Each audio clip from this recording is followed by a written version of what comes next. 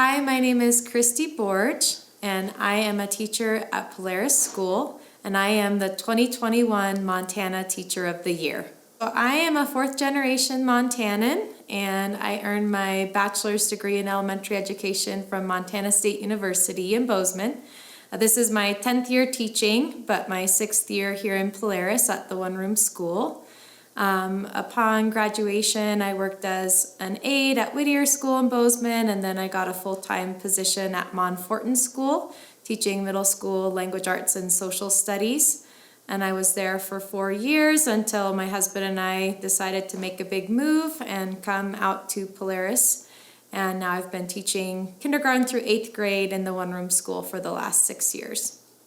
I think I always wanted to be a teacher. I just really love school. I had some really positive educators in my own life. My 5th through 8th grade teacher, Alec Nesbitt, was super inspiring, and I went to a small school myself in Big Sky, Montana, and so we got to do a lot of things outside. We got to go to Yellowstone National Park for field trips, and so school was just always a place that I really thrived and that I really enjoyed.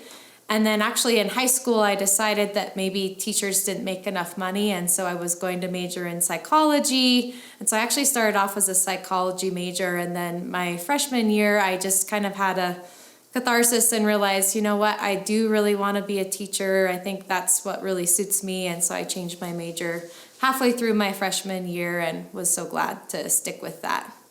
One of the biggest things is you're here by yourself a lot. So this year is a little different because I have a full-time aide because of how many students I have. But a lot of years you're here by yourself.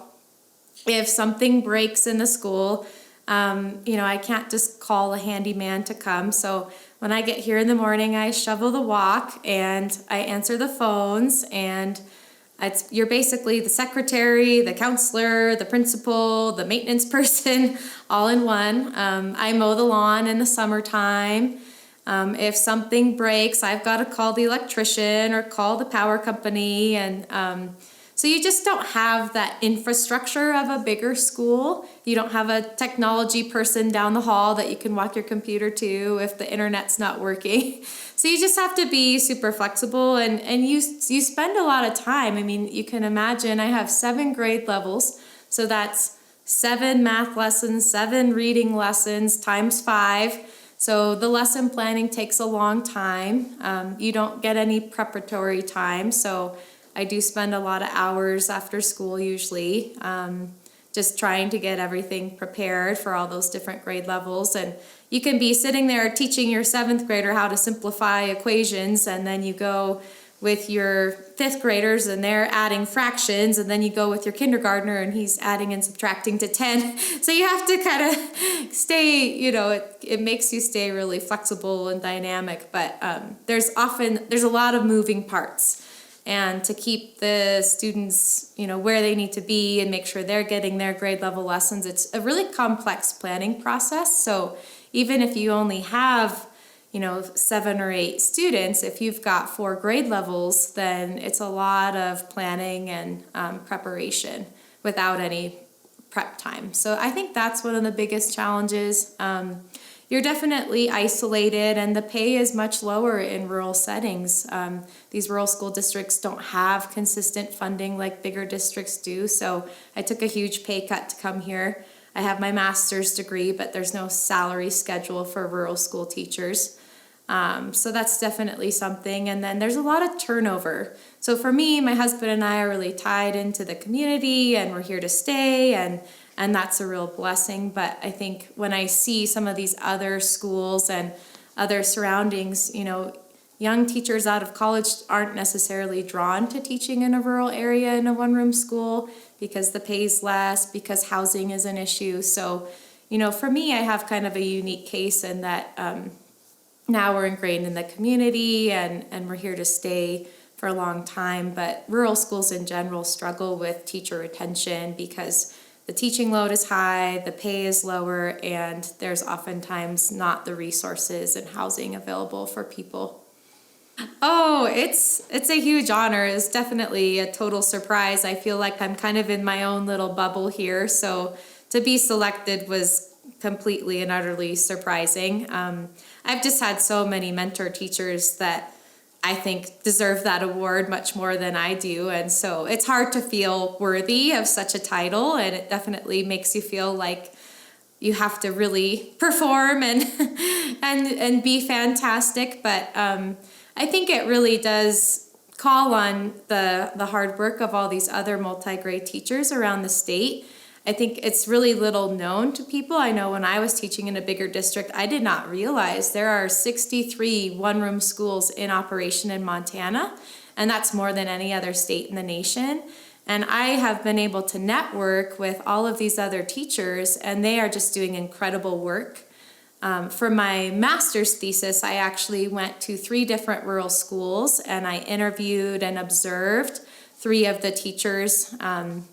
I went to Wisdom, Grant, and Divide, and so I was able to see how these women were managing their classrooms and using curricular integration and doing place-based learning. And so for me, new to this setting, it was kind of overwhelming, but part of my thesis, I went and I observed and just really focused in on their planning practices, and what I saw and what I still see is just really incredible.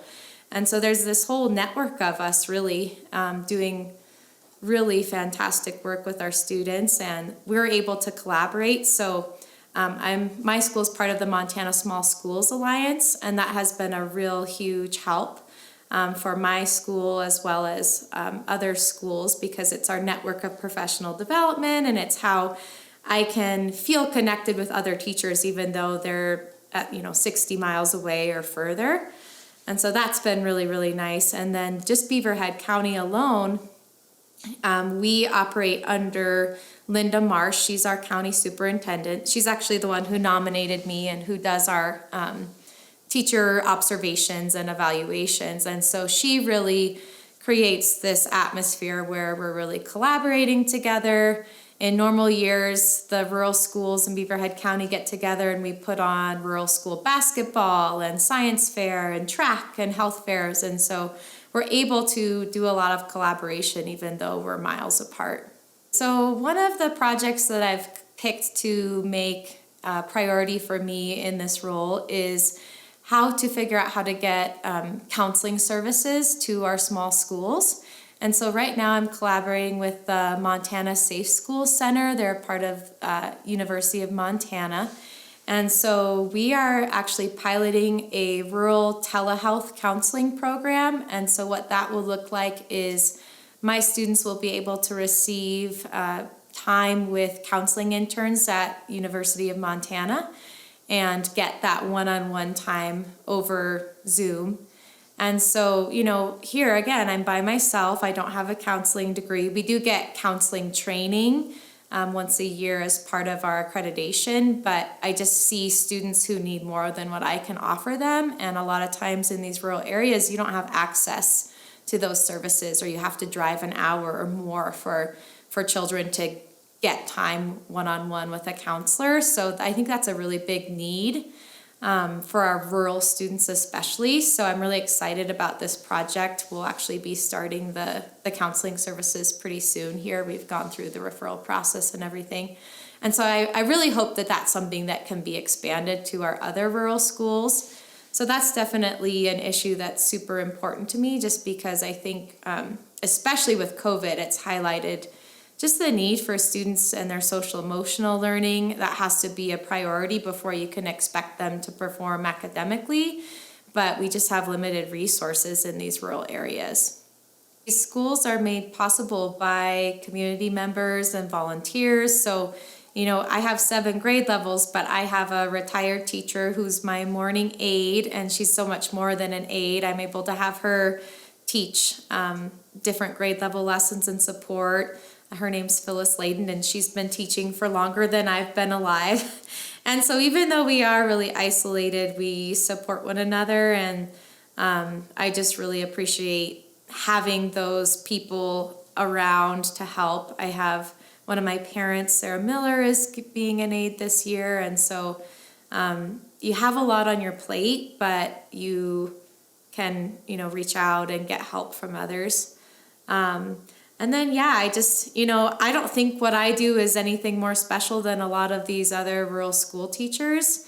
It's just something that I think a lot of times people think if you're teaching in a rural school, it's because you couldn't get a job in a bigger district. And sometimes that's the case. And unfortunately, salaries and pay schedules reflect that. And so the other, I guess, issue that I would really like to call to attention is how are we going to recruit and retain teachers in these settings? Because what I hate to see is enrollment drop in these settings and then eventually those schools close down.